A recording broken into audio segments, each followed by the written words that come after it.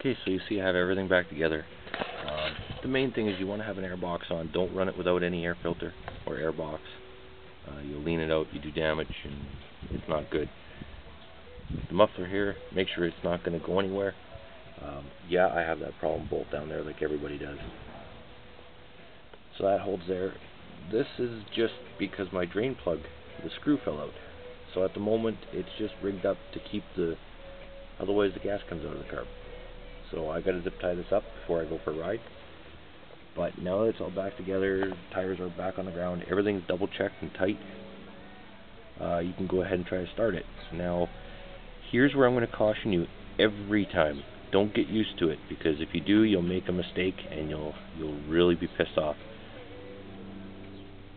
No matter how many times I do this, you can still make a mistake.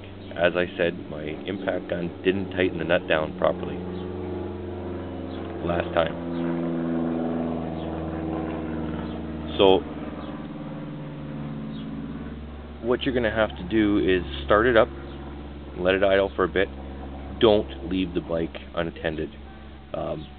You want to have your finger on that kill switch, and you want to turn that bike off as soon as you hear something that doesn't sound right.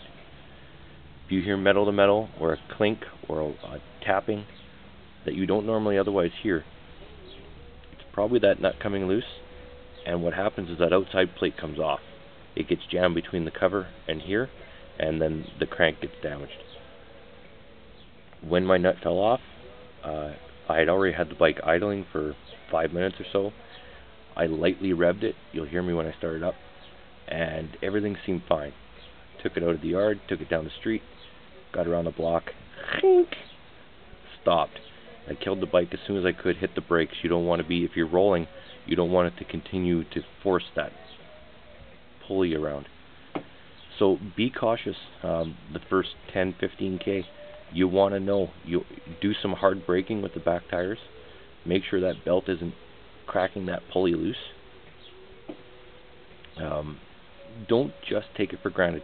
Like I said, I've done this 100 times on bikes, and each and every time something can go wrong. It did last time, and I got cocky, I guess. So I'm going to start it up right now and see how it sounds.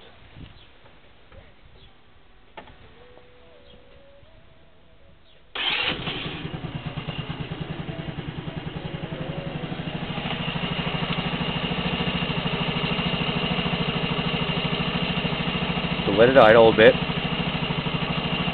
Once you know that's good, give it a little bit of gas, just tap it a bit and get ready to shut it down.